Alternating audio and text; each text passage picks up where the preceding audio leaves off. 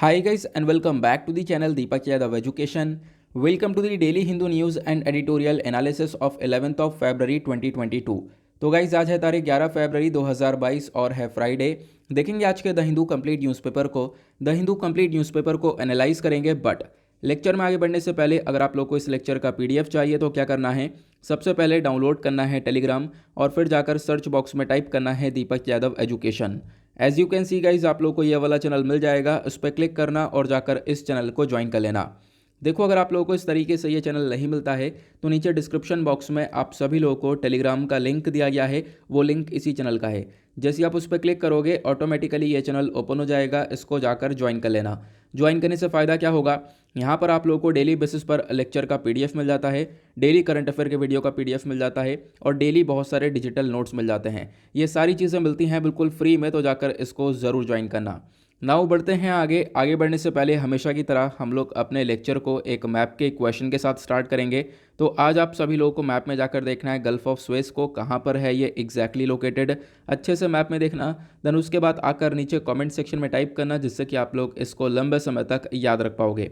साथ ही साथ एक क्वेश्चन सॉल्व करेंगे जो कि यूपीएससी प्रीवियस ईयर 2015 के प्रीलिम्स में पूछा गया था। डेली बेसिस पर हम लोग यहाँ पर एक प्रीवियस ईयर क्वेश्चन को भी सॉल्व करते हैं। क्वेश्चन बहुत सिंपल सा है, आई होप सभी लोगों को इसका आंसर मालूम होगा। क्वेश्चन पूछता है which of the following is the custodian of the constitution of India. हमारे भारतीय संविधान का कस्टोडियन कह लो या फिर केयर टेकर कह लो, तो ये कौन कहलाता है। Option A the president of India, option be the prime minister of India, option see the Lok Sabha secretariat या फिर option D the supreme court of India. तो इसका सही आंसर आप सभी लोगों को नीचे कॉमेंट सेक्शन में देना है। एटलीस्ट सभी लोग को इसमें पार्टिसिपेट करना है, जैसे मैं आप लोगों को डेली बेसिस पर बोलता हूँ। बाय द वे इसका जो करेक्ट आंसर मैंने आप लोगों को नीचे प्रोवाइड करवा दिया है, प्लस टेलीग्राम पर भी प्रोवाइड करवा दिया है, वहाँ से भी जाकर इसको चेकआउट कर सकते हो। लेकिन तभी भी आंसर नहीं मिलता है तो कोई परेशान होने की ज़रूरत नहीं है, वीडियो के लास्ट में मैं आप लोगों को करेक्ट आंसर प्रोवाइड करवा दूंगा। तो चलो शुरुआत करते हैं। यह है पेज नंबर 1। यहाँ पर यह है एक छोटा सा आर्टिकल। ये आर्टिकल एक कंट्रोवर्सी को लेकर काफ़ी चर्चा में है। उससे पहले मैं आप लोग को बता दूं, वीडियो आज काफ़ी लेट हो चुका है। इनफैक्ट इस समय जब मैं वीडियो रिकॉर्ड कर रहा हूँ तो अभी यहाँ पर 6:40 हो चुके हैं। वीडियो मतलब काफ़ी लेट हो चुका है। पता है क्या हुआ, मैं वीडियो रिकॉर्ड कर रहा था, आधा वीडियो रिकॉर्ड कर चुका था और ये वीडियो रुक गया। ठीक है, पता नहीं आज क्या हुआ है, एक टेक्निकल इशू हो रहा है, वीडियो बीच बीच में हिल रहा है बहुत। ठीक है, तो मतलब आई होप ये वीडियो पूरी तरह से रिकॉर्ड हो जाए। मैं यही चाहूँगा वीडियो अब ये प्रॉपरली पूरा रिकॉर्ड हो जाए। कहीं ना कहीं अगर बीच में हिलने लगा तो ये अपना आप रुक जाएगा, तो इसका एक परमानेंट सॉल्यूशन लेकर आना पड़ेगा। ये बीच में रुक जा रहा है, ऐसा मेरे साथ अभी 3-4 बार हो गया है। ठीक है, तो देखते हैं, फिलहाल रिकॉर्ड कर रहे हैं, वरना तो फिर थोड़ी देर बाद ही आपको ये वीडियो मैं प्रोवाइड करवाऊंगा। अदरवाइज़ अगर ये रिकॉर्ड हो जाता है पूरा वीडियो तो काफ़ी अच्छी बात है। देन उसके बाद मैं आप लोगों को तुरंत ही इस वीडियो को रिकॉर्ड करके अपलोड करवा दूंगा। मैंने टेलीग्राम पर मैसेज डाल दिया था कि थोड़ा सा आज वीडियो लेट हो जाएगा, तो कोई बात नहीं, कभी कभी इश्यूज़ होते हैं, देखेंगे इसका एक परमानेंट सॉल्यूशन लेकर आएंगे। तो आर्टिकल में हिजाब कंट्रोवर्सी के बारे में चर्चा की जा रही है। आपको पता होगा आज से 2-3 दिन पहले कर्नाटका के अंदर एक हिजाब कंट्रोवर्सी हुई है और उसको लेकर आज के न्यूज़पेपर में 5-6 आर्टिकल्स पब्लिश हैं। एक आर्टिकल आपको ये दिख रहा है, एक आर्टिकल आपको पेज नंबर 10 पर देखने को मिलेगा, उसके बाद पेज नंबर 8 पर देखने को मिलेगा, पेज नंबर 2 पर देखने को मिलेगा, फिर पेज नंबर 8 पर देखने को मिलेगा। बहुत सारे आर्टिकल्स हैं, 5-6 आर्टिकल पब्लिश हुए हैं। तो इस पूरे पर्टिकुलर कंट्रोवर्सी को मैं आप लोगों को एक्सप्लेन करूंगा एडिटोरियल सेक्शन पर। एक छोटा सा आर्टिकल इससे लगभग थोड़ा सा मिलता जुलता है एडिटोरियल पर, वो हमारे लिए कुछ खासा इंपॉर्टेंट नहीं है, बट मैं आप लोग को इस कंट्रोवर्सी के बारे में ज़रूर बताऊंगा। ये कंट्रोवर्सी क्या है, प्लस कैसे इंपॉर्टेंट हो सकता है हमारे एग्जामिनेशन के पॉइंट ऑफ व्यू से, क्या क्या पॉइंट्स हम लोग को पता होना चाहिए, वो सारी बातें बताऊंगा। तो फिलहाल इन सबको कंपाइल करेंगे, जितने भी आर्टिकल है 5-6, इन सबको कंपाइल करके हम वहीं पर डिस्कस करेंगे। लेकिन यहाँ पर मैं आपको एक ओवरव्यू दे देता हूँ इस आर्टिकल का हुआ क्या है। तो जो कर्नाटका का हाईकोर्ट है, ये केस देख रहे थे ये वाला हिजाब कंट्रोवर्सी को लेकर, तो अब क्या एक इंतरिम ऑर्डर दे दिया है कि भाई अभी यहाँ पर एक फाइनल ऑर्डर नहीं आया। देखो एक फाइनल ऑर्डर नहीं आया, सिर्फ इंतरिम ऑर्डर है कि अभी शांति बनाओ, प्लस जो 14 फरवरी है उसमें यहाँ पर इस पिटीशन की सुनवाई की जाएगी। आगे 14 फरवरी को एक थोड़ा सा हम लोग यहाँ पर जो कर्नाटका हाई कोर्ट है वो कुछ बताएगा इस पूरे केस के बारे में, और साथ ही साथ फोकस ये किया जाएगा इस पूरे कंट्रोवर्सी के अंदर एक पीस यानी शांति को मेंटेन किया जाए। तो बेसिकली यहाँ पर ये बोला गया है, वो हिजाब कंट्रोवर्सी क्या है उसके बारे में एक्सप्लेनेशन दिया गया है, जो कि मैंने अभी आप लोगों को बताया। थोड़ी देर रुक जाओ, आपको मैं काफ़ी सारी चीज़ें मतलब एग्जैक्टली सारी चीज़ें एक्सप्लेन कर दूंगा कंट्रोवर्सी किस चीज़ को लेकर है। ठीक है, तो यहाँ पे छोटे छोटे आर्टिकल्स आते रहेंगे बीच बीच में, तो उनको बार बार पढ़ना यार थोड़ा सा मतलब कि सही नहीं लगेगा। आगे आता है ये वाला आर्टिकल, बहुत इंपॉर्टेंट आर्टिकल हो जाएगा हमारे एग्जामिनेशन के पॉइंट ऑफ व्यू से। इस पर्टिकुलर आर्टिकल को आप रिलेट कर सकते हो जीएस पेपर 3 इकोनॉमी से, क्योंकि आरबीआई के बारे में चर्चा हो रही है, रेट्स के बारे में चर्चा हो रही है। तो हुआ क्या है, तो आरबीआई यानी रिजर्व बैंक ऑफ इंडिया ने थर्सडे में डिसाइड किया है कि जो रेपो रेट है उसको अनचेंज रखा जाएगा। तो अपने आप में इंपॉर्टेंट है, ध्यान से इसको मतलब समझ के चलना। देखो होता क्या है, रेपो रेट का डिसीजन आता है कि रेपो रेट हमें ऊपर रखना है नीचे रखना है। तो यहाँ पर अब की बार रेपो रेट भी अनचेंज किया गया है, मतलब इसके अंदर कोई बदलाव नहीं किया जा रहा है। पहले भी 4% था, अभी भी 4% है। अब दिमाग में क्वेश्चन आएगा आखिरकार ये रेपो रेट होता क्या है। बहुत ही सिंपल शब्दों में आप लोगों को बताऊंगा, बस खाली ध्यान से सुनते हुए चलना। रेपो रेट में क्या होता है, एक तरफ आपको सेंट्रल बैंक देखने को मिलेगा, central bank that means reserve bank of India. दूसरी तरफ आपको कमर्शियल बैंक देखने को मिल जाएंगे। कमर्शियल बैंक में काफ़ी सारे बैंक हो जाएंगे, मतलब एग्जैक्टली सारे बैंक देखने को मिलेंगे, चाहे वो एसबीआई हुआ, एचडीएफसी हुआ, ये सारे बैंक यहाँ पर हमारे कमर्शियल बैंक कहलाएंगे। ठीक है, अब रेपो रेट के बारे में अगर हम लोग बात करें तो जो रिजर्व बैंक ऑफ इंडिया है वो क्या करता है, देखो यार अभी बीच में स्टक हो रहा था, बच गया वीडियो अब ये क्या होता है, रिजर्व बैंक ऑफ इंडिया करता है ये पैसा यहाँ पर प्रोवाइड करवाता है किसको, एचडीएफसी को। ठीक है, अब मान लो यहाँ पर रिजर्व बैंक ऑफ इंडिया ने पैसे दिए एचडीएफसी को। अब कुछ पैसे दे दिए, एचडीएफसी बैंक को ज़रूरत थी, कमर्शियल बैंक को ज़रूरत थी, उन्होंने आरबीआई से पैसा लिया। अब पैसा लिया तो बदले में लोग क्या देंगे, तो बदले में यहाँ पर आरबीआई इंटरेस्ट भी लेगा, ऐसे थोड़ा ना फ्री में पैसा देगा। ठीक है, तो जो ये कमर्शियल बैंक है बदले में यहाँ पर इनको ब्याज देंगे, इंटरेस्ट देंगे इस पैसे पर। तो ये जो इंटरेस्ट है इसी को हम लोग रेपो रेट बोलते हैं। ठीक है, तो आपको ध्यान रखना है ये इंटरेस्ट रेपो रेट कहलाता है। तो अब ये रेट अगर ज़्यादा होगा तो इससे क्या प्रॉब्लम हो सकती है, देखो अगर ये रेट यहाँ पर ज़्यादा देखने को मिलेगा तो इससे बैंक को थोड़ा सा ज़्यादा ब्याज देना पड़ेगा।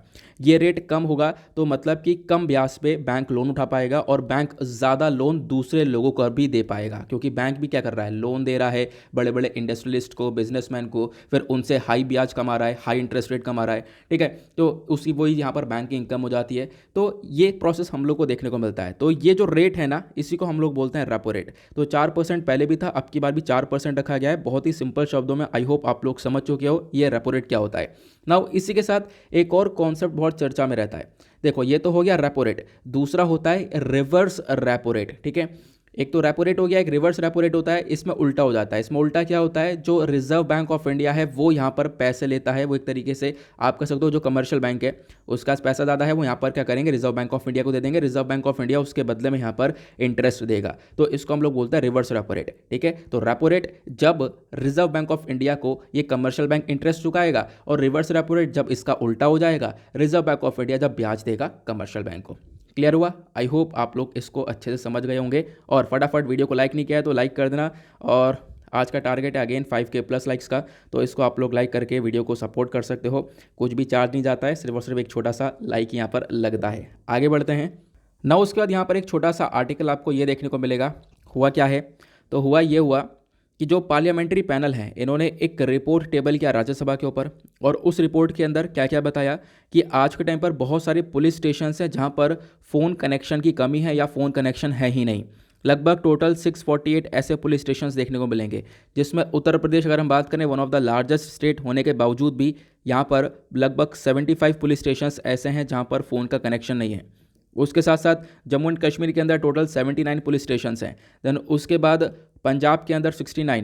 देन उसके बाद यहाँ पर बताया नॉर्थ ईस्टर्न स्टेट्स के बारे में। जब हम लोग नॉर्थ ईस्टर्न स्टेट्स को देखते हैं तो यहाँ पर 141 पुलिस स्टेशन है असम के अंदर, जहाँ पर जो ये एक तरीके से फ़ोन का कनेक्शन होता है वो नहीं है। उसके बाद अरुणाचल प्रदेश हुआ, मेघालय, मणिपुर, नागालैंड, ये सारे स्टेट्स ऐसे हैं जहाँ पर फ़ोन की कनेक्टिविटी नहीं देखने को मिलेगी। तो ये रिपोर्ट यहाँ पर दी गई है कहाँ पे, राज्यसभा के अंदर, और बताया कि देखो इसके अंदर हम लोग को एक सुधार करने की ज़रूरत है। इन्होंने बताया कि आज के टाइम पर इससे क्या पता चल रहा है, पता ये चल रहा है कि जो पुलिस रिफॉर्म्स है वो बहुत ज़्यादा स्लो हैं, मतलब बहुत धीमी गति से पुलिस के अंदर रिफॉर्म्स हो रहे हैं, चीज़ों के अंदर बदलाव हो रहा है। तो इसको थोड़ा सा मतलब बढ़ाना पड़ेगा, इसको थोड़ा सा तेज़ करना पड़ेगा। अदरवाइज़ यहाँ पर क्या है, देखो स्टेट्स के पास भी जो ये मॉडर्नाइजेशन होगा नहीं, जब चीज़ें मॉडर्न होंगी नहीं, जब चीज़ें नई नहीं होंगी, समय के हिसाब से चीज़ें बदलेंगी नहीं, तो इससे क्या होगा, इससे कहीं ना कहीं ये लोग भी बैकवर्ड में चले जाएंगे, और कहीं ना कहीं आप कह सकते हो कि ये लोग भी जो सही से परफॉर्म करना चाहिए था वो परफॉर्मेंस नहीं हो पाएगा। तो ये बेसिकली यहाँ पर बोला गया। साथ ही साथ बताया गया कि देखो बहुत सारा पैसा अनाउंस किया जाता है पुलिस रिफॉर्म्स के लिए, पहले भी अनाउंस किया गया था, जिसमें से बहुत कम ही पैसा खर्चा गया था। तो अब क्या करना पड़ेगा, ये स्पेंडिंग को इंक्रीज़ करना पड़ेगा डेफिनेटली। तो अभी स्पेंडिंग वगैरह बहुत ज़्यादा कम है, ये भी इस आर्टिकल के अंदर आपको देखने को मिल जाएगी। तो एक छोटा सा आर्टिकल था, ज़्यादा कोई डिटेलिंग नहीं है, ज़्यादा कुछ याद रखने वाली चीज़ नहीं है, बस खाली इतना सा ध्यान ज़रूर रख सकते हो, इतना तो हम लोग ध्यान रखेंगे डेफिनेटली। कोई आगे आर्टिकल आता है तो उसको डेफिनेटली यहाँ पर हम लोग अच्छे से यूज़ कर सकते हैं।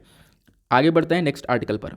नाउ उसके बाद आता है अगला आर्टिकल, बहुत बहुत बहुत इंपॉर्टेंट आर्टिकल है। इसके बारे में मैंने आप लोगों को कल डेली करंट अफेयर के वीडियो में भी पढ़ाया था, ज़रूर ध्यान रखना। ईरान न्यूक्लियर डील के बारे में आप लोगों ने काफ़ी बार पढ़ रखा है।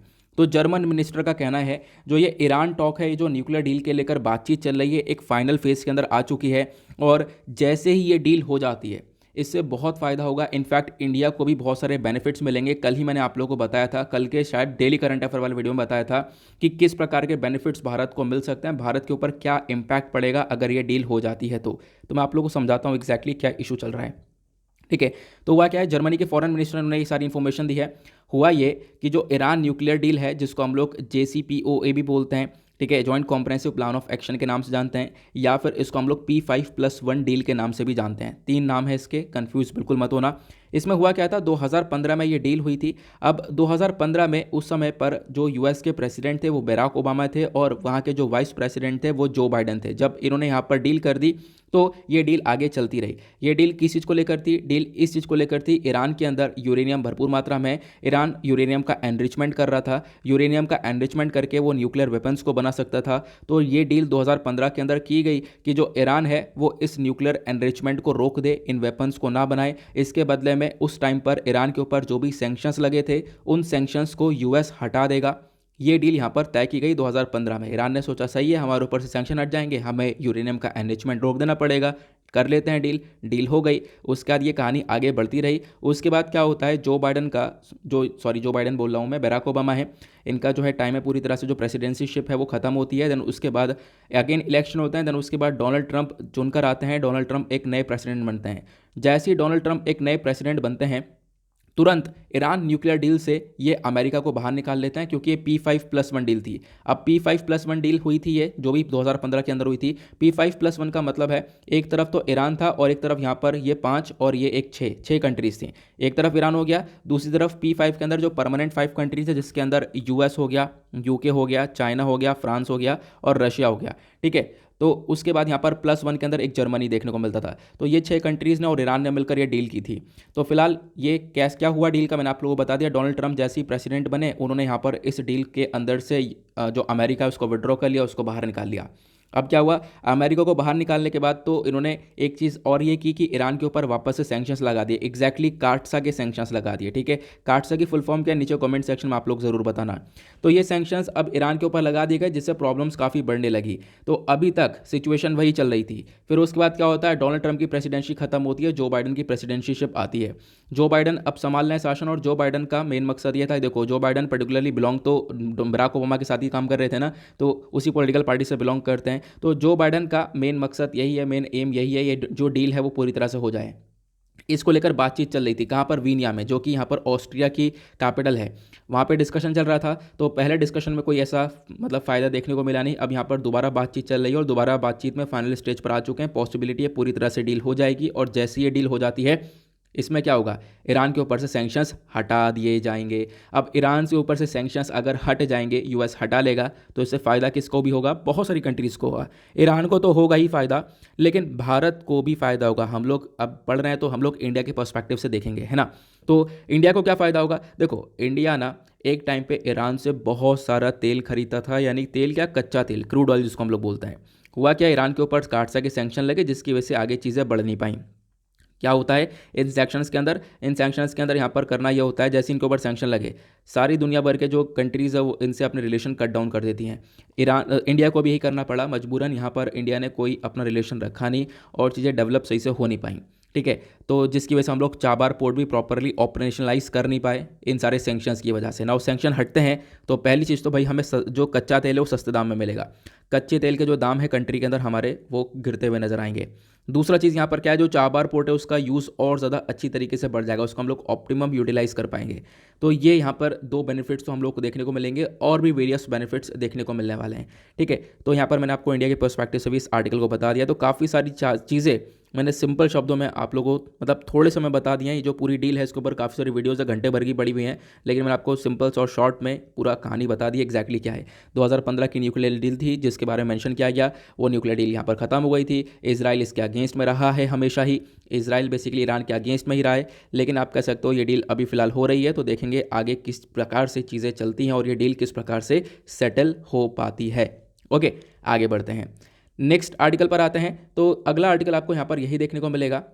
अगेन यहाँ पर एक और ऐसा क्राइसिस है रशिया और यूक्रेन वाला, जो कि अगेन चर्चा में है, ठीक है, रोज़ाना चर्चा में है। अब हुआ क्या है, एक और नया अपडेट आ चुका है। नया अपडेट क्या है, रशिया और बेलारूस दोनों मिलकर एक अभ्यास कर रहे हैं बेलारूस के पास में, जिसकी वजह से कंसर्न और ज़्यादा बढ़ चुका है। इनफैक्ट यहाँ पर यूएस का कहना यह है कि बहुत सारे सोल्जर्स लगभग डिप्लॉय कर दिया, मतलब रशिया ने यूक्रेन कंट्री के इर्द गिर्द इसके बॉर्डर पर बहुत सारे सोल्जर्स फैला दिए हैं, और उन सोल्जर्स की जो संख्या वो लगातार इंक्रीज़ हो रही है, ये आपको ध्यान रखना है, ये बताया गया। और साथ साथ बताया गया आज के टाइम पर जो बेलारूस है वो भी, देखो बेलारूस और रशिया आप एक ही कह सकते हो, दोनों को, दोनों यहाँ पर भाई भाई हैं।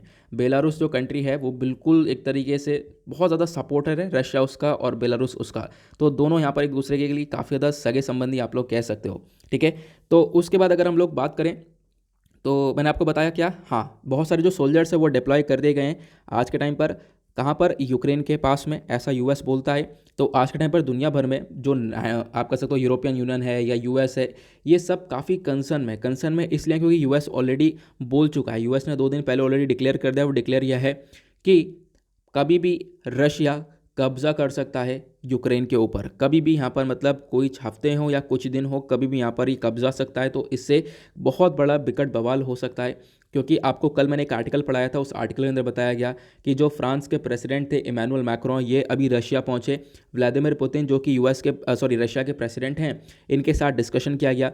तो मैक्रोन ने और व्लादिमीर पुतिन ने दोनों ने बातचीत की, उस बातचीत का भी कोई सोल्यूशन निकला नहीं, हालांकि 6 घंटे तक बातचीत होती रही। एक तरीके से फ्रांस के प्रेसिडेंट का मजाक बन गया है यहाँ पर, है ना। फिर उसके बाद क्या हुआ कि जब मीटिंग हो गई, उसका जो कॉन्फ्रेंस वगैरह हुई है, तो यहाँ पर व्लादिमीर पुतिन ने ऑलरेडी कॉन्फ्रेंस के अंदर बता दिया कि देखो यहाँ पर कुछ भी होता है, अगर ये नाटो अपने आप को बढ़ाता है, नाटो अपने आप को एक्सपेंड करता है और यूक्रेन के ऊपर अगर फोकस करता है, यूक्रेन को नाटो का मेंबर बनाता है, और फिर उसके बाद जो क्रीमिया वाला रीजन है, यूक्रेन का ही हिस्सा है जिसको रशिया ने कब्जा रखा है, अगर उसको वापस लेने की कोशिश करता है, तो रशिया उस सिचुएशन में कर देगा एक न्यूक्लियर वॉर। किसी को भी सोचने का समय नहीं देगा, एक न्यूक्लियर वॉर कर देगा। खुद यहाँ पर व्लादिमीर पुतिन ने कल बोला है, और मैंने आपको कल आर्टिकल इसके बारे में पढ़ाया भी था, ठीक है। तो ये अपने आप में काफ़ी कंसर्न बनता चला जा रहा है। ये जो पूरा डिस्प्यूट है ये काफ़ी बड़ा होता चला जा रहा है, इसका एक बहुत बड़ा इम्पैक्ट भी क्रिएट हो सकता है दुनिया भर में। तो ये यहाँ पर बताया गया। जो ये आप पिक्चर देख रहे हो ना, इसमें ये जो S-400 एयर डिफेंस सिस्टम है, इनको प्रिपेयर किया गया है, क्योंकि यहाँ पर रशिया और बेलारूस दोनों मिलकर एक अभ्यास कर रहे हैं, जॉइंट एक्सरसाइज कर रहे हैं, ये आप लोग को ध्यान रखना है, ठीक है। उसके बाद ये ड्रिलिंग वगैरह चल रही है, मतलब जो समुद्र है वहाँ पर भी लोग ड्रिलिंग वगैरह कर रहे हैं, जिसकी वजह से कंसर्न और ज़्यादा बढ़ रहा है। फिलहाल प्रॉब्लम क्या है, इशू क्या है, ये आप लोग को समझ में आना चाहिए। आई होप आप लोग इशू समझ चुके हो कि एग्जैक्टली चल क्या रहा है इन कंट्रीज़ के बीच में, और अभी फिलहाल देखते हैं आने वाले टाइम पर एग्जैक्टली क्या होता है। इन सब चीज़ों को देखते देखते जो यूरोपियन यूनियन की कंट्रीज़ हैं, ठीक है, उसके बाद यूएस हो गया, ये अपने सोल्जर्स को डिप्लॉय कर रहे हैं, यूरोपियन यूनियन के पास लेकर आ रहे हैं कि अगर ऐसा कुछ होता है इन फ्यूचर, अगर यहाँ पर कब्जा आता है रशिया, तो उन फ्यूचर कुछ किया जा सके, ठीक है। तो आप लोग को ध्यान रखना है। बेसिक पर्पज़ क्या है, बेसिक पर्पज़ बस खाली इस आर्टिकल को इतना समझना है। सॉरी, बेसिक पर्पज़ क्या है, रशिया इधर से चाहता यह है कि जो ये नाटो है, नॉर्थ अटलांटिक ट्रीटी ऑर्गेनाइजेशन, जिसको अमेरिका क्या कर रहा है, लीड कर रहा है, इस नाटो को बढ़ाया ना जाए, क्योंकि जो नाटो है ना, इसके अंदर बहुत सारी कंट्रीज़ ये लोग इंक्लूड कर चुके हैं। एक टाइम पर बहुत कम कंट्रीज़ हुआ करती थी, आज के टाइम पर लगातार सारी कंट्रीज़ के अंदर इसके ग्रुप बनती जा रही है, और यहाँ पर अमेरिका इसको, मतलब सारी कंट्रीज़ को अपने अंदर इस नाटो का ग्रुप, नाटो का पार्ट बनाता चला जा रहा है। तो रशिया ये चाहता है कि अब जितना हो गया, यूक्रेन को बिल्कुल अपना पार्ट मत बनाना, क्योंकि यूक्रेन के अंदर ही एक रीजन है क्रीमिया, जो कि रशिया के कब्जे में है ना। तो अभी क्या है, रशिया बोलता है कि अगर नाटो का मेंबर यूक्रेन बनता है और नाटो ये वाला रीजन मुझसे वापस लेने की कोशिश करता है, तो ये वॉर होगी, डेफिनेटली होगी। तो ये चीज़ें यहाँ पर देखने को मिली हैं। आई होप आप लोग को सारी चीज़ क्लियर हो चुकी है। अभी फिलहाल एक्सरसाइज वगैरह चली है, जिसकी वजह से कंसर्न और ज़्यादा बढ़ सकता है। उसके बाद आते हैं नेक्स्ट पेज पर, that is page number 12, that is business section. देखेंगे इकॉनमी के पॉइंट ऑफ व्यू से इंपॉर्टेंट आर्टिकल को। यहाँ पे एक आर्टिकल आपको ये देखने को मिलेगा, इस आर्टिकल को एडिटोरियल पर कवर किया गया है, हम वहाँ पर डिस्कस करेंगे। फिलहाल तो जो मैंने अभी आपको बताया है ना, जो रेट वगैरह अनचेंज किया गया है, जो आपने अभी पेज नंबर 1 पे सीखा था, वही चीज़ें यहाँ पर मॉनेटरी पॉलिसी जो मॉनेटरी पॉलिसी कमेटी उन्होंने थर्सडे में यहाँ पर जो जितनी भी पॉलिसी रेट इंटरेस्ट है उनको अनचेंज रखा, उसके अंदर कोई बदलाव नहीं किया है। 4% रेपो रेट रखा गया है, जो कि मैंने अभी आप लोग को थोड़ी देर पहले जस्ट बताया था। फिलहाल इस आर्टिकल को एडिटोरियल पर कवर किया गया है, तो मैं वहाँ पर आपको सही से समझा दूंगा। डोंट वरी, आर्टिकल आपका कुछ भी नहीं छूटेगा। थोड़ा सा मैं जल्दी जल्दी बोल रहा हूँ, कहीं सिचुएशन ख़राब ना हो जाए। सिचुएशन क्या ना ख़राब हो जाए, क्योंकि ये वीडियो बीच बीच में हिल रहा है थोड़ा थोड़ा, तो मुझे लगता है कहीं बीच में बंद ना हो जाए, तो मतलब फिर प्रॉब्लम हो जाएगी यार। मतलब यही हुआ है मेरे साथ। जैसे कि अभी क्या हुआ था, मैंने 35 मिनट्स का वीडियो रिकॉर्ड कर लिया था, उसका तो वीडियो बंद हो गया। मैंने दोबारा खोला, मैंने सोचा यार वीडियो रिकॉर्ड होकर सेव हो गया हो तो भी मैं मर्ज कर दूंगा, लेकिन वो सेव ही नहीं हुआ था, तो मेहनत बेकार हो गई वो। कोई बात नहीं। यहाँ पर एक आर्टिकल आपको ये देखने को मिलेगा, ठीक है। यहाँ पे चर्चा की गई है जो क्रिप्टो करेंसी है। क्रिप्टो करेंसी एक बहुत बड़ा थ्रेट है, एक बहुत बड़ा खतरा है हमारी फाइनेंशियल स्टेबिलिटी को लेकर, ऐसा हमारे आरबीआई के गवर्नर का कहना है। अब जो आरबीआई गवर्नर है वो शक्तिकांत दास, इन्होंने थर्सडे में स्टेटमेंट दिया है, और आप कह सकते हो कि इन्होंने बोला कि जो भी इन्वेस्टमेंट कर रहा है क्रिप्टो करेंसी के अंदर, वो सब अपने रिस्क पर कर रहे हैं, ठीक है। और इन्वेस्टमेंट करना एक रिस्क है। क्रिप्टो करेंसी का कुछ नहीं पता, ये जो बिटकॉइंस वगैरह है कुछ नहीं पता कौन चला रहा है, कैसे चल रहा है, ठीक है। तो कभी भी गायब हो गया तो इस प्रकार की चीज़ें यहाँ पर देखने को मिलेंगी। साथ ही साथ यहाँ पर शक्तिकांत दास जी का कहना ये भी है कि जो आरबीआई है, आरबीआई लगातार काम कर रहा है कि हम लोग खुद अपनी खुद की डिजिटल करेंसी लेकर आएंगे, उस डिजिटल करेंसी का बेहतरीन तरीके से यूज़ करने वाले हैं। तो एक छोटा सा स्टेटमेंट है, इस छोटे से स्टेटमेंट को थोड़ा सा अच्छे से अगर आप लोग समझना चाहते हो तो बिल्कुल समझ सकते हो। यहाँ पर आप लोग को समझना होगा कि आखिरकार जो, हाँ मैंने आप लोग को पहले बता रखा है वर्चुअल एसेट और बेसिकली जो क्रिप्टो करेंसी है उसके बीच में क्या डिफरेंस है। आप लोग को ध्यान रखना है, क्रिप्टो करेंसी तो वैसे आपको पता है, काफ़ी बार मैंने आप लोग को बता रखा है, जैसे बिटकॉइन हो गया, इथेरियम हो गया, ये सारे क्रिप्टो करेंसी कहलाते हैं। एक सेकेंड, ये सब भी आपको डिजिटल मनी ही देखने को मिलेगी, अलग अलग bitcoin, Ethereum, light coin, ripple, ये सब आपको बिटकॉइन वो सॉरी ये सब क्रिप्टो करेंसी है। अब क्रिप्टो करेंसी के बारे में बात करें तो एक मीडियम ऑफ एक्सचेंज है, इसका आप लोग इस्तेमाल कर सकते हो। इनफैक्ट बहुत सारे कंट्रीज़ के अंदर अब तो क्रिप्टो करेंसी लीगल हो चुकी है, ठीक है। अच्छा, ऐसा पहला कौन सा देश बना है जिसने क्रिप्टो करेंसी को as a legal tender accept किया है, उस देश का नाम भी नीचे कॉमेंट सेक्शन में आप लोग को लिखना है, ठीक है। तो मीडियम ऑफ एक्सचेंज का मतलब है यहाँ पर अगर आपको कुछ खरीदना है तो आप लोग उस क्रिप्टो करेंसी से खरीद सकते हो। ये आप एक बात ध्यान रखना, ये कोई करेंसी नोट फॉर्म में या कॉइन के फॉर्म में आपके पास नहीं रहेगी, कोई सिक्का ही फिजिकल फॉर्म में नहीं है, ठीक है। सिर्फ आपके फ़ोन के वॉलेट के अंदर दिखाएगा कि आपके पास इतने कॉइन्स हैं, इतने बिटकॉइंस हैं, इतनी करेंसी है, ठीक है। ये आप लोग को ध्यान रखना है। फिर उसके बाद क्या होता है, जो भी आप लोग पेमेंट वगैरह करते हो वो सब यहाँ पर एक ब्लॉकचेन टेक्नोलॉजी के अंदर यहाँ पर चलाता रहता है। और अब ये एक क्वेश्चन दिमाग में आपको ये आ रहा होगा कि क्रिप्टो करेंसी बन कैसे रही है, मतलब ये बिटकॉइंस वगैरह कैसे बन रहे हैं। तो बनने के पीछे का प्रोसेस है माइनिंग। इसकी माइनिंग की जाती है। माइनिंग कैसे की जाती है, तो बड़े बड़े कंप्यूटर्स बहुत सारे लोग लगा रहे हैं। इनफैक्ट अब तो बहुत सारे घरों के अंदर इनफैक्ट माइनिंग चल रही है, ठीक है। मेरे भी जानने वाले हैं, बहुत सारी माइनिंग मतलब घर में चला रहे हैं यार, घर में ये लोग कर लेते हैं। क्या है, थोड़ा हैवी प्रोसेसर लगता है और कंप्यूटर्स के अंदर प्रोग्रामिंग चलानी होती है। प्लस उसके बाद अगर हम लोग बात करें, इंटरनेट काफ़ी तक इंटरनेट कंजम्पशन होता है और इलेक्ट्रिसिटी कंजम्पशन भी बहुत ज़्यादा होता है। उसके अंदर प्रोग्रामिंग चलानी होती है और उसके बाद प्रोग्रामिंग को लंबे समय तक वो ऐसे ही कंटिन्यू चलती रहती है। देन उसके बाद लंबे समय की प्रोग्रामिंग के बाद हम लोगों के पास एक कॉइन निकल कर आता है या फिर कोई क्रिप्टो करेंसी बनकर आती है, ठीक है। तो यहाँ पर इस प्रकार की प्रोसेसिंग चलती है, उसके बाद बिटकॉइन मिलता है। तो माइनिंग यानी कि जैसे कहते हैं खुदाई की जाती है, तो उसी के बेसिस पर यहाँ पर बिटकॉइन को और क्रिप्टो करेंसीज़ को भी हम लोग डेवलप कर रहे हैं, ठीक है। आई होप आप लोग यहाँ पर इसको भी समझ गए होंगे क्रिप्टो करेंसी एग्जैक्टली क्या है। कभी मैं एक वीडियो बना दूंगा, बिल्कुल अलग से वीडियो, एक सेपरेट वीडियो क्रिप्टो करेंसी के ऊपर की सिंपल शब्दों में समझा दूंगा एग्जैक्टली क्या है। अभी फिलहाल हम जल्दी जल्दी कवर कर रहे हैं चीज़ों को कि कहीं वीडियो ना रुक जाए, ठीक है। इसका एक परमानेंट सोल्यूशन लेकर आऊँगा तो कल से ये परेशानी होगी नहीं।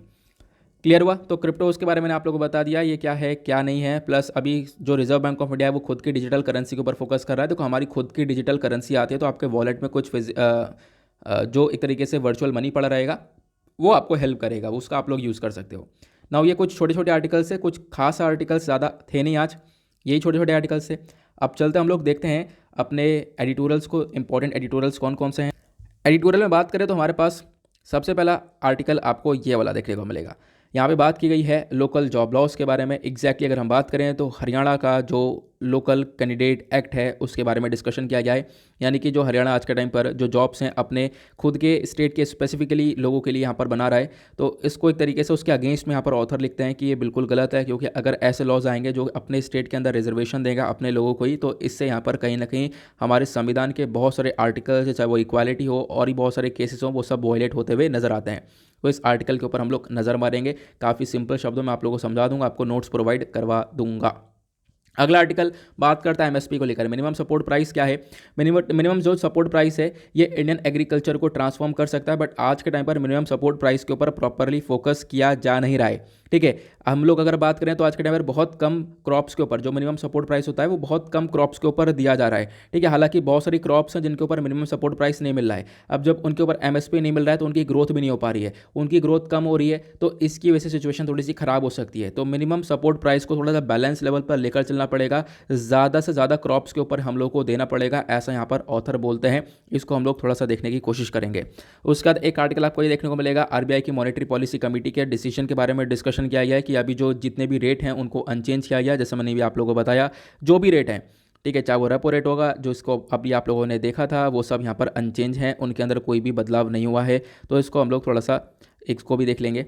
आगे बढ़ते हैं। उसके बाद नेक्स्ट जो है आर्टिकल आपको ये देखने को मिलेगा, देखो गवर्नर को लेकर ना बहुत सारे डिस्प्यूट्स आज के टाइम पर देखने को मिल रहे हैं, चाहे वो नीट का बिल हुआ, ठीक है, वेस्ट बंगाल के अंदर हुआ। तो इसी आर्टिकल को लेकर देखो हर फ्राइडे में क्या होता है, आज भी फ्राइडे, तो फ्राइडे में हर फ्राइडे में क्या हर हफ्ते एक इंटरव्यू पब्लिश होता है। इस इंटरव्यू को आप लोग पढ़ सकते हो। ये इंटरव्यू हमारे लिए इंपॉर्टेंट नहीं होता, लेकिन यहाँ पे गवर्नर्स के बारे में मतलब जो गवर्नर होता है उसके बारे में काफ़ी सारी चीज़ें बताई गई हैं। तो मैं आप लोगों को बता दूंगा एग्जैक्टली गवर्नर की क्या फंक्शन होता है, क्या पावर्स होते हैं, जो कि आपके लक्ष्मीकांत में मिल जाएगा। तो मैं आपको इसका भी ओवरव्यू दे दूंगा ताकि आप लोगों को एक क्लैरिटी मिल जाए, ठीक है, जो चीज़ यहाँ पे बताई गई हैं। तो ये कुछ एडिटोरियल हैं। उसके बाद एक लास्ट आर्टिकल है हमारे पास, वो है टेक्स्ट और कॉन्टेक्स्ट पेज। आपको पता होगा ऑनलाइन एडिशन के अंदर, द हिंदू ऑनलाइन एडिशन के अंदर टेक्स्ट और कॉन्टेक्स्ट का पेज पर आता है। ठीक है, यहाँ पे बात की गई है जो सन है उसको हम लोग एक लैब के अंदर बना रहे हैं, मतलब आर्टिफिशियल सन के ऊपर काम कर रहे हैं, चाइना काम कर रहा है। इनफैक्ट कल मैंने इसके बारे में पेज नंबर 1 पर ही डिस्कशन किया था, तो उसी का पूरा एक्सप्लेनेशन दिया है। तो इसको भी एक बार देख लेंगे एग्जैक्टली कैसे हम लोग बनते हैं, मतलब कैसे जो आर्टिफिशियल सन है वो बनता है, जो सन की एनर्जी है उसको हम लोग अर्थ पर कैसे लेकर आ सकते हैं। ठीक है, तो उसके बारे में चर्चा करेंगे। तो टेक्स्ट और कॉन्टेक्स्ट पर इकलौता आर्टिकल आपको ये देखने को मिलेगा, पूरे पेपर पर एक ही आर्टिकल दिया गया है। समझेंगे कैसे काम करता है पूरा का पूरा, टोकोमक क्या होता है, पूरा प्रोसेस क्या होता है, कल मैंने आपको बताया था। फिलहाल आर्टिकल ये है रिपीटेड है, तो इसको हम लोग समझने की कोशिश करेंगे। आगे चलते हैं। आगे क्या चलते हैं यार, यहीं से स्टार्ट कर लेते हैं, वापस से ऊपर जाना पड़ेगा, यहीं से स्टार्ट करते हैं। देखो कल मैंने आप लोगों को बताया था कि जो जेट है, जेट मतलब जॉइंट यूरोपियन टोरस, एक टीम है, ठीक है, अब यूके की टीम है। इन्होंने क्या करा, इन्होंने कुछ एनर्जी जनरेट करी है फ्यूजन एनर्जी से। कौन सी एनर्जी जनरेट करी है? फ्यूजन एनर्जी, फ्यूजन, FU बोल रहा हूँ मैं, ठीक हो। मैं आपको थोड़ा सा बेसिक बताता हूँ, कल मैंने आप लोगों को बताया था, आई होप आप लोग को याद होगा, नहीं याद है तो रिवीजन हो जाएगा। देखो एक होता है फ्यूजन, FUSION, दूसरा होता है फिशन, FISSION, ठीक है। इन दोनों में ज़मीन आसमान का फ़र्क है। हम लोग आज के टाइम पर करेंटली कौन सी एनर्जी का इस्तेमाल कर रहे हैं? फिशन एनर्जी का। फिशन एनर्जी जब हम लोग बना रहे हैं तो इसके अंदर क्या है, जैसे न्यूक्लियर पावर प्लांट्स हो गए, जो इलेक्ट्रिसिटी बन रही है वो फिशन एनर्जी से बन रही है।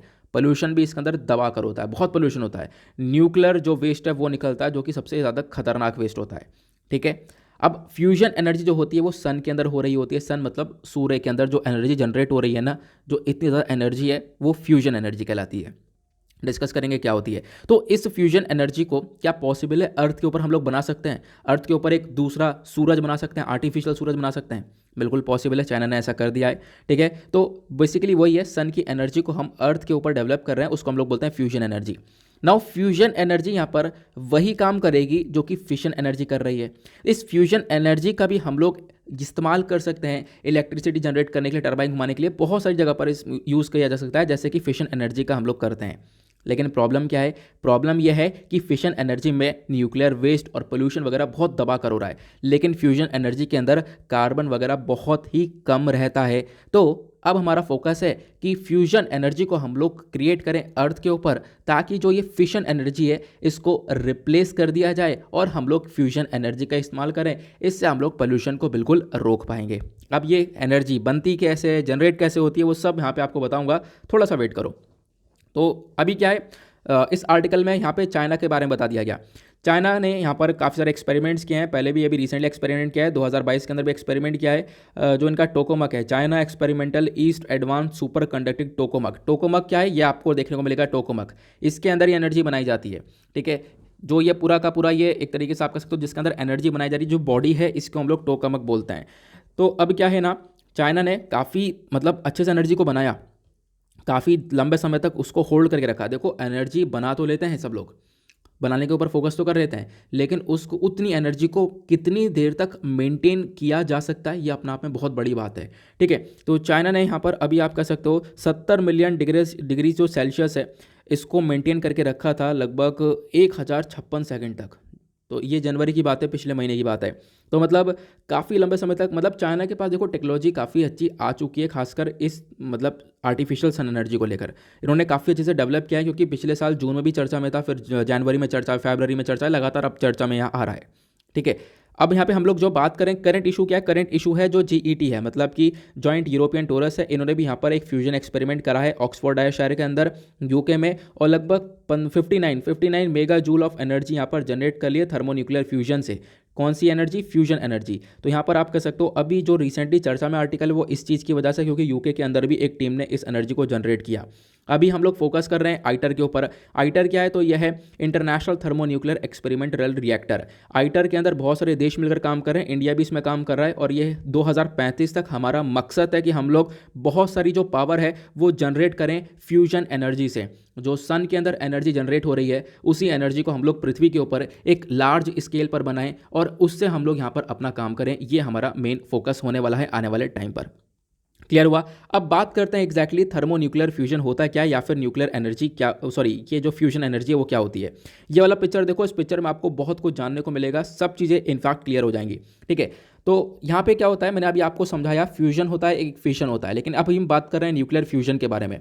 जो ये FU है, फ्यूजन है, ये एक ऐसा प्रोसेस है जिसमें जो सन है वो हीट प्रोड्यूस कर रहा है, लाइट प्रोड्यूस कर रहा है, और बिल्कुल इसी टाइप की जो हीट और लाइट है वो हम लोग भी प्रोड्यूस कर सकते हैं। ठीक है, आर्टिफिशियल तरीके से। तो ये जो फ्यूजन एनर्जी है बेसिकली एक नेचुरल एनर्जी है जो कि सन प्रोड्यूस कर रहा है, यहाँ पर कोई भी पोल्यूशन नहीं हो रहा है, और इसी प्रकार की एनर्जी हम लोग धरती पर जनरेट करना चाहते हैं। अब धरती पर हम बना तो सकते हैं, बनाने के लिए क्या करना है, हम लोग को हाइड्रोजन का यूज़ करना है। हाइड्रोजन के अंदर आपको ट्रिटियम और ड्यूटेरियम दोनों देखने को मिलता है।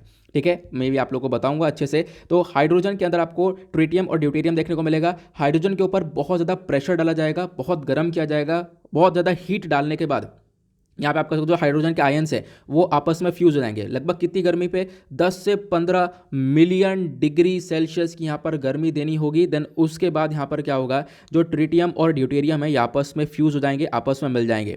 आपस में मिलेंगे तो मिलने के बाद हम लोग को फ्री न्यूट्रॉन और हीलियम मिलेगा, इसी को हम लोग एनर्जी बोलते हैं। तो इन दोनों को मिला दिया आपस में, फ्यूज मतलब आपस में मिल जाना, आपस में इनकी फ्यूजिंग हो जाएगी और उसके बाद हम लोग को एनर्जी मिल जाएगी। ये एनर्जी हम लोग निकाल लेंगे, फिर इस एनर्जी का हम लोग इस्तेमाल करेंगे जहाँ पर भी हम लोग को यूज करना है।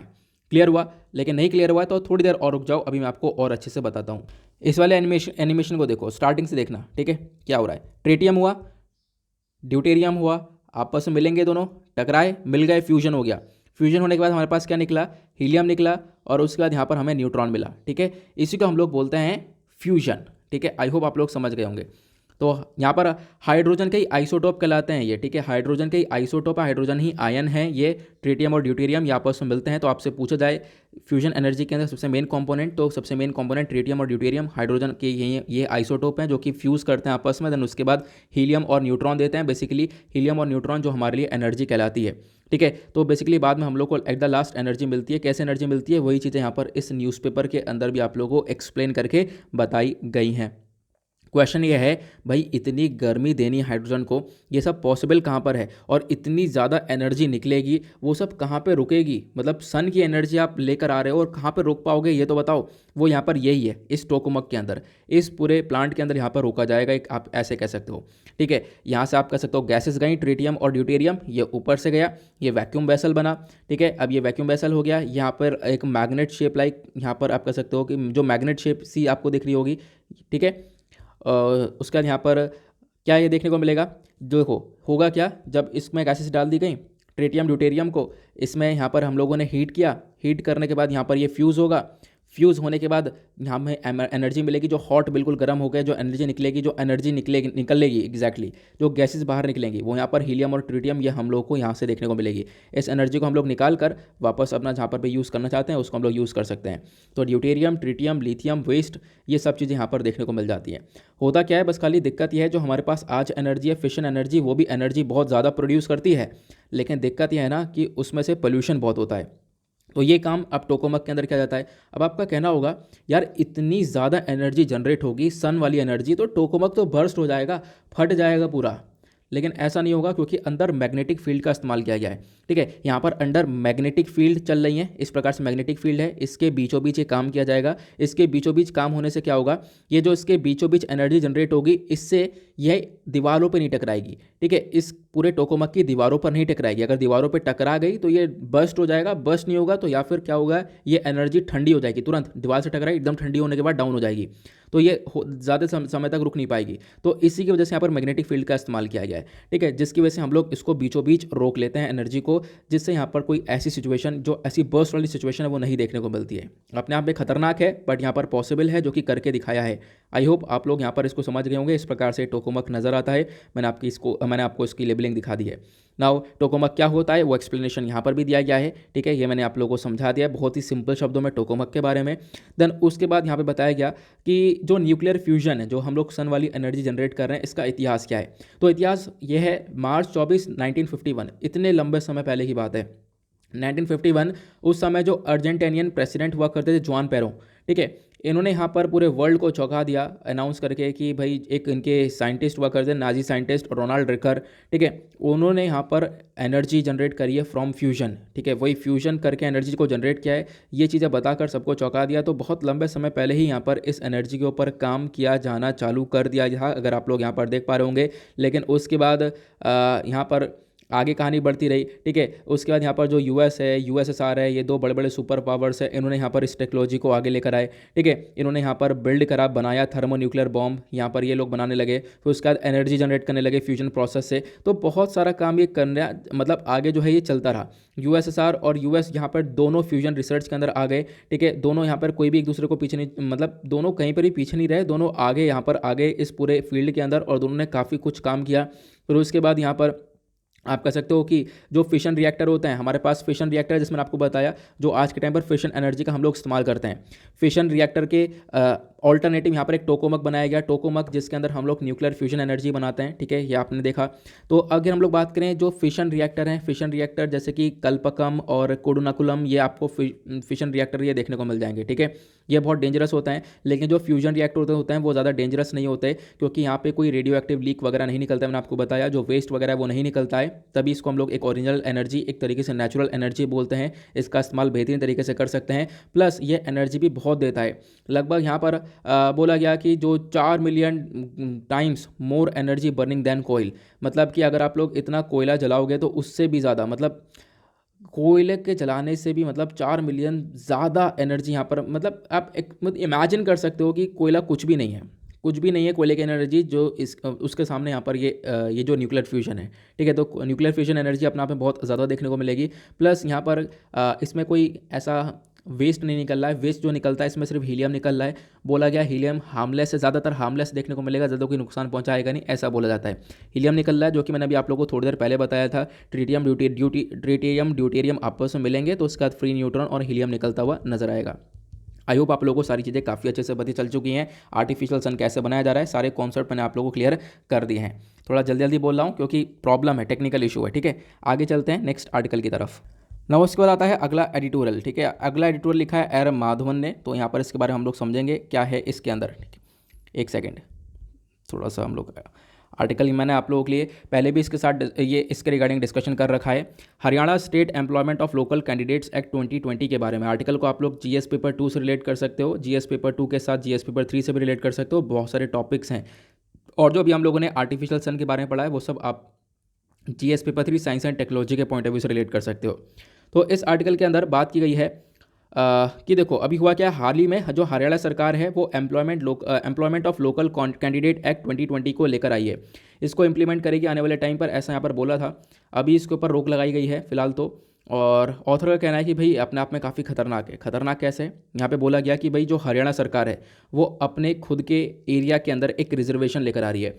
अपने एरिया के अंदर जो भी जॉब्स होंगी उन जॉब्स के अंदर सिर्फ और सिर्फ हरियाणवी लोग काम करेंगे। तो ये यहाँ पर एक गलत बात सी नज़र आने वाली है, ऐसा बताया गया। चलो मैं आप लोग को इस लॉ के प्रोविजंस के बारे में बताता हूँ एग्जैक्टली क्या क्या है इसके अंदर। इसके अंदर बताया गया, देखो हरियाणा के एरिया के अंदर जितने भी फर्म्स होंगी जिसके अंदर लगभग 10 लोग काम कर रहे हो या 10 से ज़्यादा लोग काम कर रहे हो, ठीक है, उन फर्म्स के अंदर 75% का रिजर्वेशन होगा सारी जॉब्स में।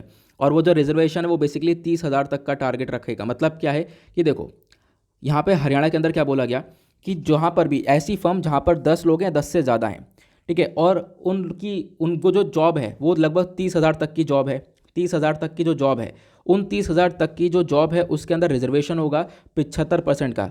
इन जॉब्स के अंदर जो 75% लोग काम करेंगे वो सिर्फ और सिर्फ हरियाणवी काम करेंगे। इसके अलावा कोई बाहर का व्यक्ति आके काम नहीं कर सकता। मतलब 75% तक का जो कोटा है वो फिक्स कर दिया गया है। और वो जो कोटा है वो उसकी एक लिमिट है, वो है सैलरी 30,000 तक। ये सैलरी बहुत ज़्यादा है, ठीक है। मतलब 30,000 तक की जॉब, जितनी भी 30,000 तक की जॉब के जितने भी नौकरियां होंगी उन सभी के अंदर रिजर्वेशन रखा गया है। 75% का रिजर्वेशन जहां पर हरियाणा के लोग ही काम कर सकते हैं, ये यहाँ पर बोला गया, ठीक है। आई होप आप लोग को यहाँ पर क्लियर हुआ, जो कि यहाँ पर मेंशन आप लोगों को दिख रहा होगा, जो कि ऑथर ने ऊपर यहाँ पर समझाया है, ठीक है। तो अभी फिलहाल इसके ऊपर स्टे लगाया गया, इसके ऊपर रोक लगाई गई। अब बोला गया इसके ऊपर जो भी पिटीशन है उनकी सुनवाई करवाई जाएगी आगे, और अभी के लिए फिलहाल रोक लगाई गई है क्योंकि इससे काफ़ी सारे जो हमारे संविधान के आर्टिकल्स हैं वो वॉयलेट होते हुए नजर आ रहे हैं, ठीक है।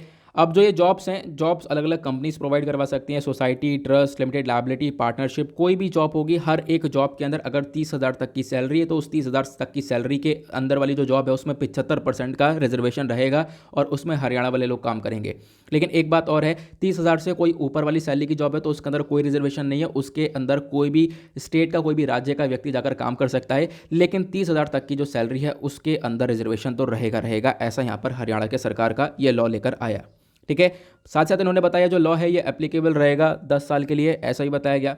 साथ ही साथ मैंने आपको मंथली सैलरी वाला सिस्टम बता ही दिया है, ठीक है, कि मंथली सैलरी किस बेसिस पर है। बोला गया कि भाई अगर मान लो कोई कंपनी या फिर कोई भी यहाँ पर इंडस्ट्री है वो अगर इस एक्ट का वोलेशन कर रही है, इसका हनन कर रही है, इसको सही से परफॉर्म नहीं कर रही है, तो वो एक पनिशेबल ऑफेंस कहलाएगा। मतलब कि अगर ये सही से फॉर्म नहीं होगा तो उसके बाद यहाँ पर उस पर्टिकुलर इंस्टीट्यूट को या फर्म को पनिशमेंट दी जाएगी, ठीक है। तो उनको फॉलो ये करना ही होगा, ऐसा भी यहाँ पर बताया गया है। देन उसके बाद यहाँ पर और क्या बताया गया, अगर हम लोग बात करें कंसर्न की, इसमें मतलब इस लॉ को देखने के बाद ना काफ़ी सारी चिंता पैदा हो गई लोगों के अंदर। अब चिंता किस बात की हुई है मैं आपको बताता हूँ। पहली चिंता है can trigger exodus of investor. जो बड़े बड़े इन्वेस्टर्स हैं वो तो इन्वेस्ट करना बंद कर देंगे।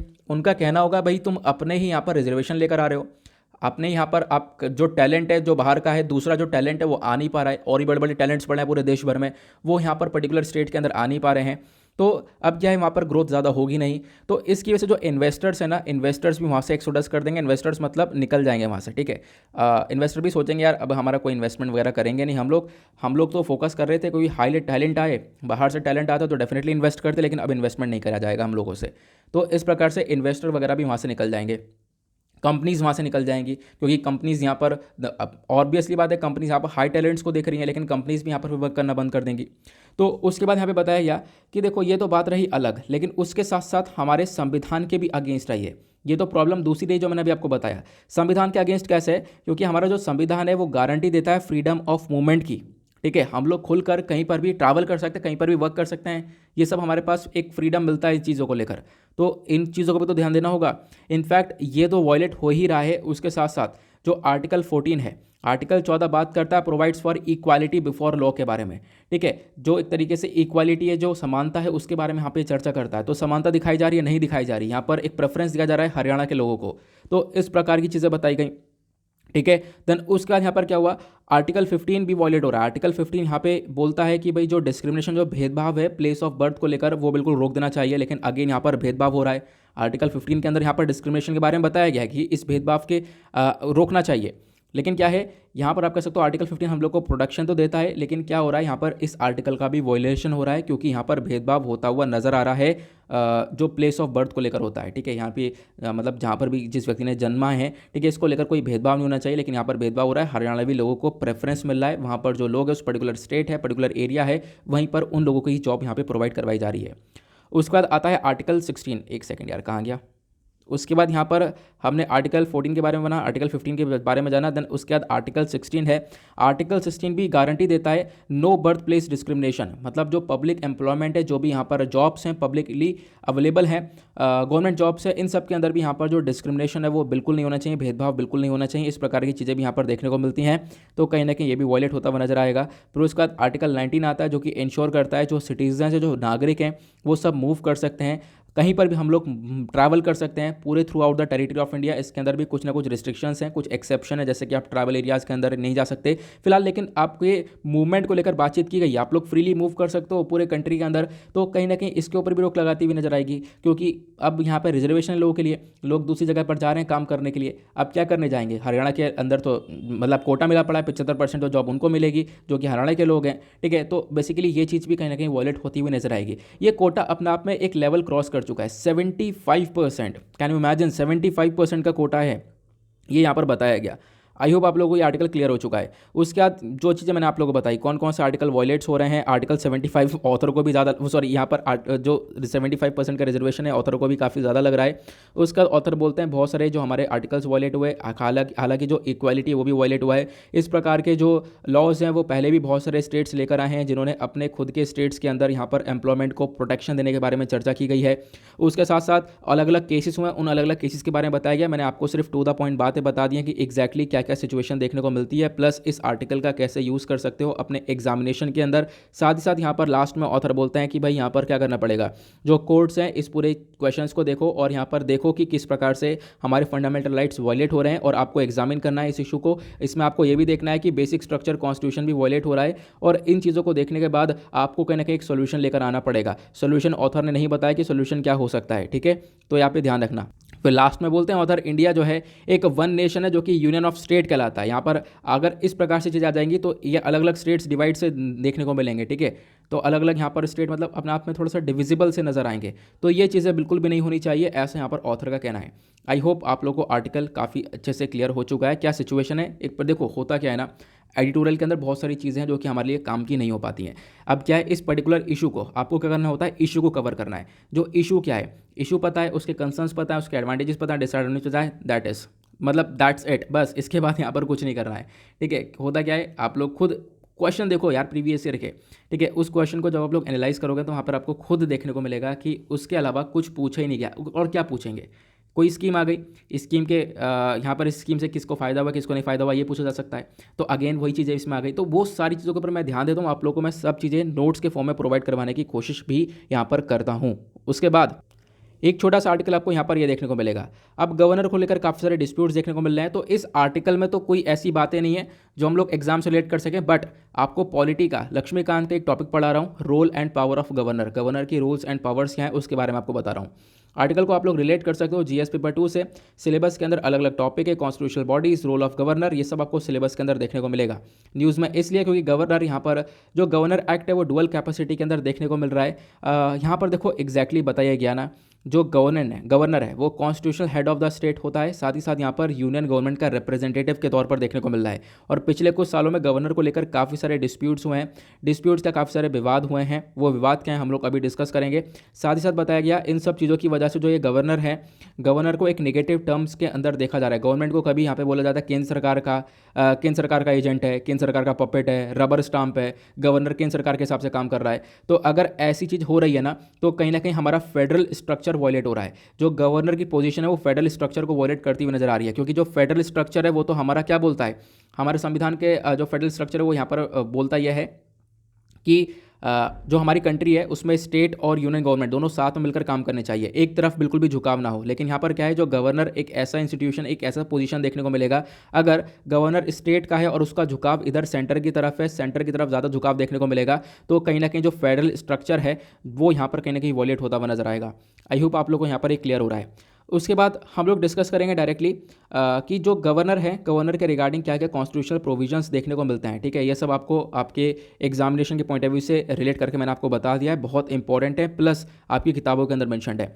तो जो आर्टिकल 53 है वो बोलता है there shall be a governor for each state, ठीक है। आर्टिकल 153 के अंदर, आर्टिकल 153 के अंदर बोला गया है कि हर एक स्टेट के अंदर एक गवर्नर होना चाहिए। एक पर्सन को हम लोग अपॉइंट कर सकते हैं एज अ गवर्नर, ठीक है। एक पर्सन को हम लोग एक स्टेट का भी गवर्नर अपॉइंट कर सकते हैं और प्लस 2 के लिए और 2 से ज़्यादा स्टेट्स के लिए भी यहाँ पर एक ही व्यक्ति को गवर्नर के तौर पर अपॉइंट किया जा सकता है।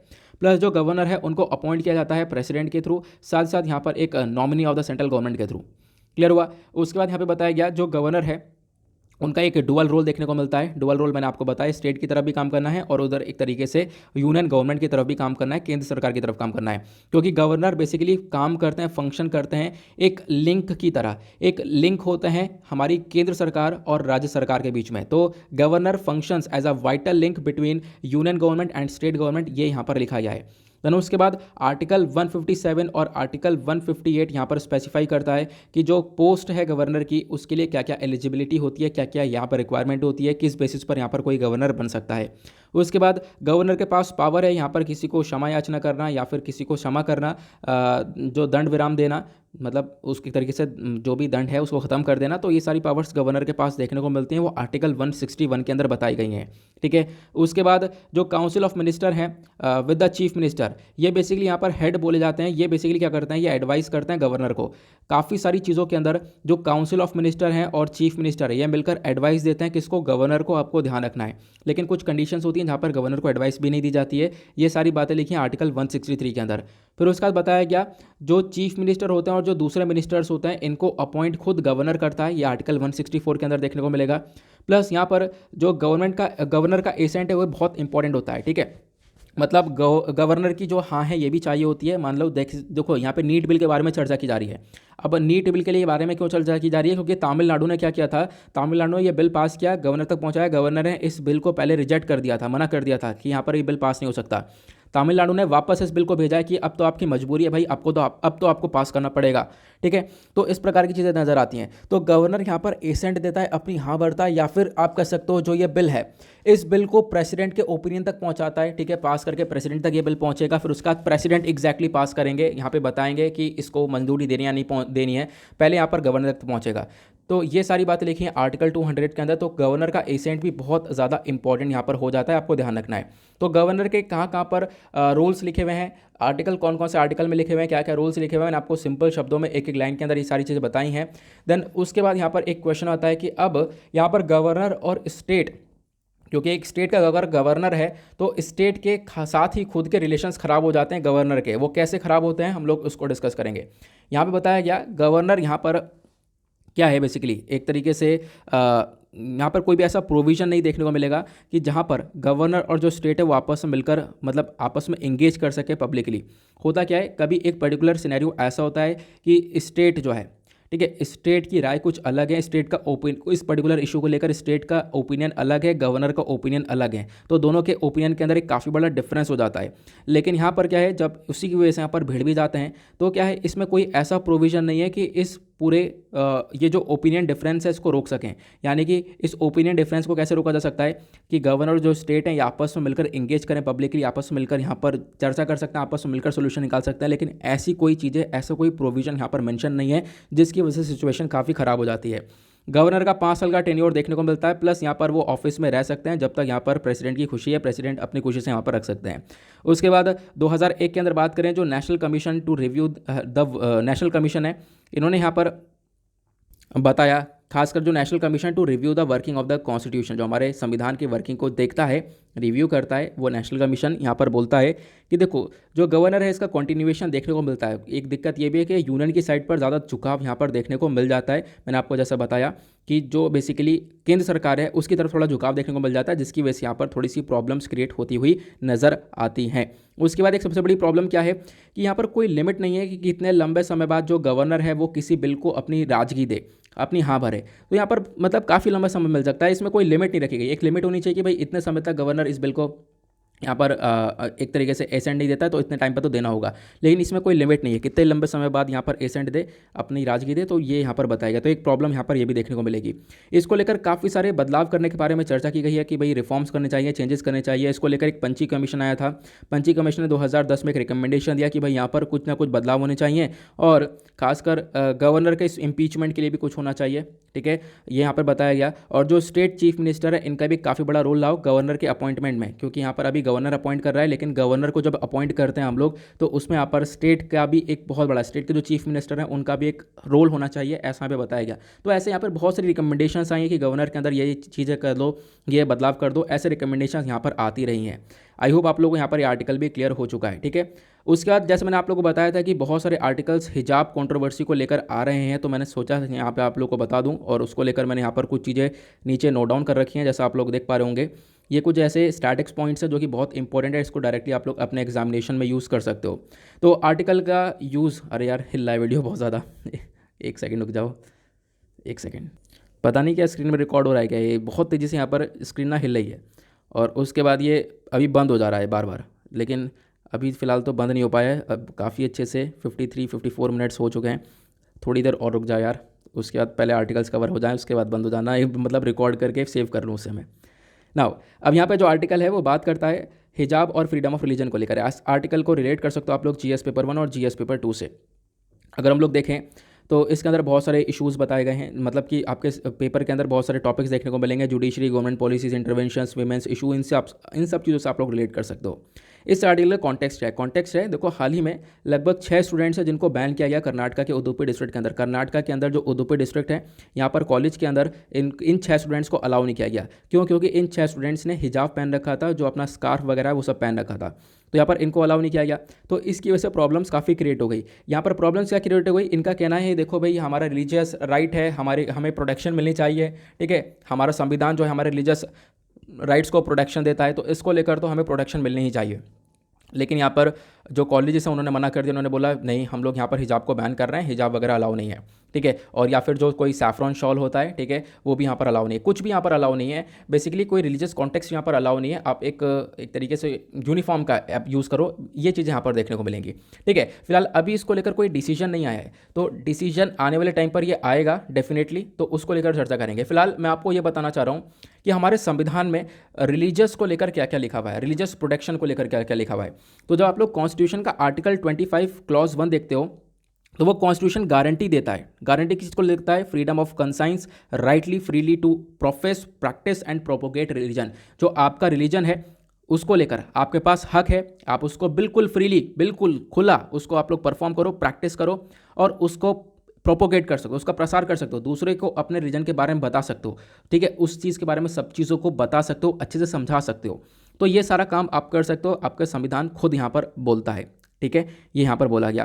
देन उसके बाद साथ ही साथ क्या हुआ यहाँ पर, जो भी मैंने आप लोगों को बताया, freedom of conscience, freedom, right to profess, right to practice, ये सब थोड़ा सा डिटेलिंग में यहाँ पर दिया गया है कि आपके पास बिल्कुल खुली छूट है, आप लोग अपने रिलीजन को परफॉर्म कर सकते हो। लेकिन इसके अंदर भी थोड़े बहुत आपको रिस्ट्रिक्शंस देखने को मिल जाते हैं, ठीक है, ठीक है, मैं आपको बताऊंगा उसके बारे में भी। फिलहाल इसमें एक और कॉन्सेप्ट आता है एसेंशियल रिलीजियस प्रैक्टिस टेस्ट का।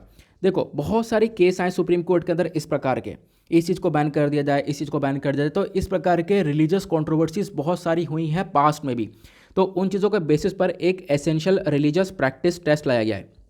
यहाँ पर क्या बोलता है सुप्रीम कोर्ट, बोलता है कि देखो आपका रिलीजन है, कोई भी रिलीजन हो सकता है, इसके अंदर सिर्फ और सिर्फ उन्हीं चीज़ों को अलाउ किया जाएगा जो बेसिकली उस रिलीजन की एसेंशियल प्रैक्टिस है, बस।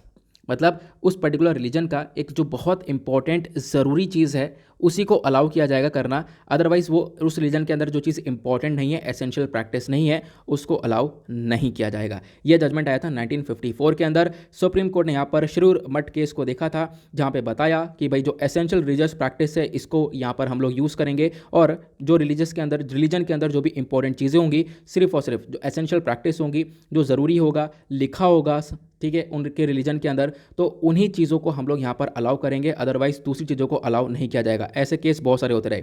एक था केस तांडव डांस को लेकर, 2004 में सुप्रीम कोर्ट ने एक केस देखा तांडव डांस को लेकर। तांडव डांस जो पब्लिक स्ट्रीट में हुआ करता था, उस पब्लिक स्ट्रीट में उस तांडव डांस को बंद कर दिया गया।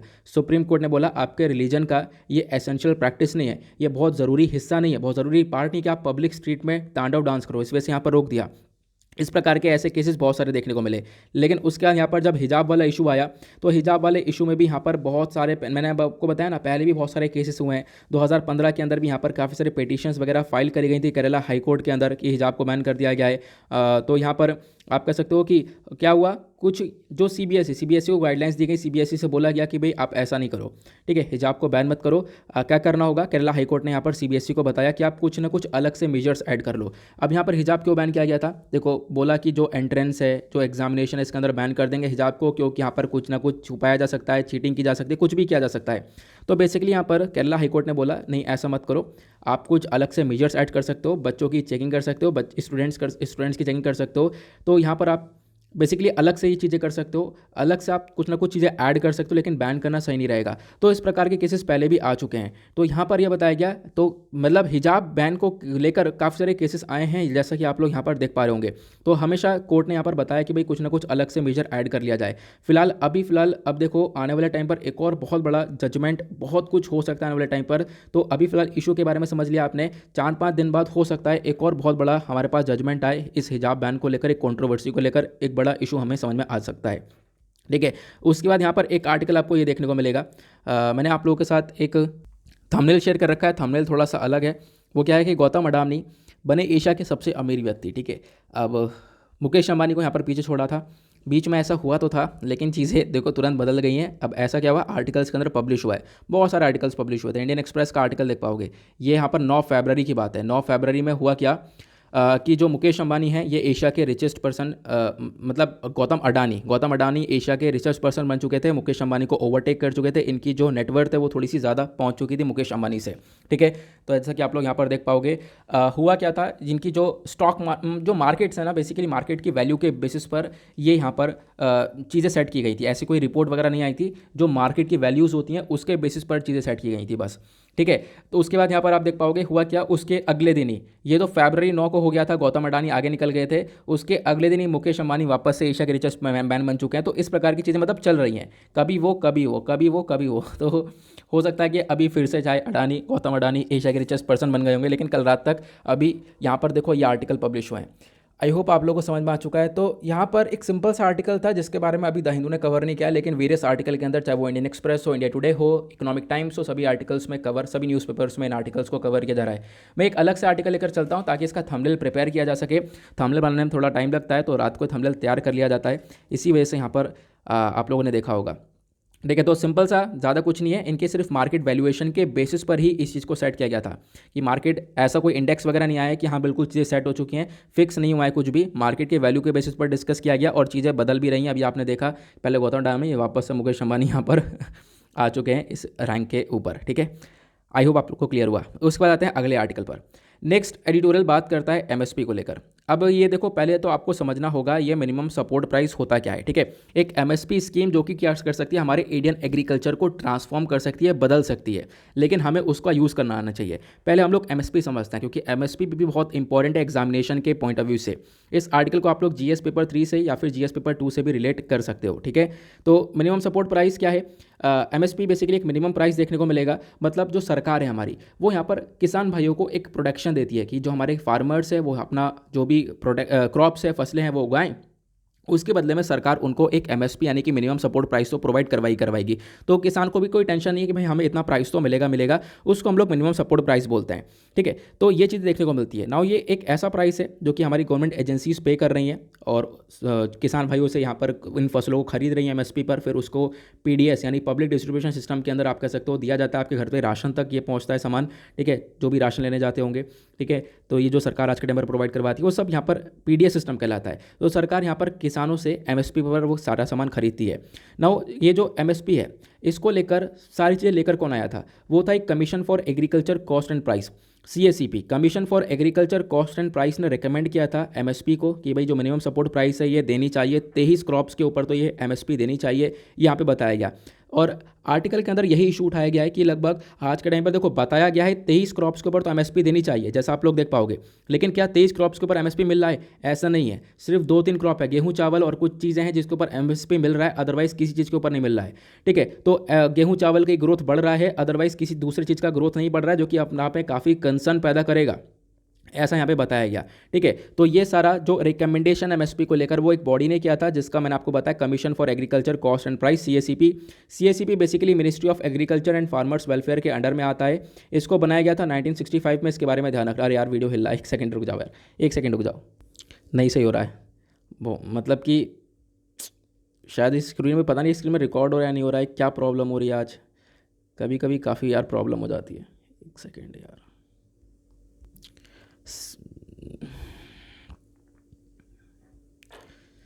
यार रोकते हैं ना, मतलब मैंने वीडियो रोका, कम से कम मैं 4-5 मिनट इसे देख चुका हूँ। ये सेट नहीं हो पा रहा सही से।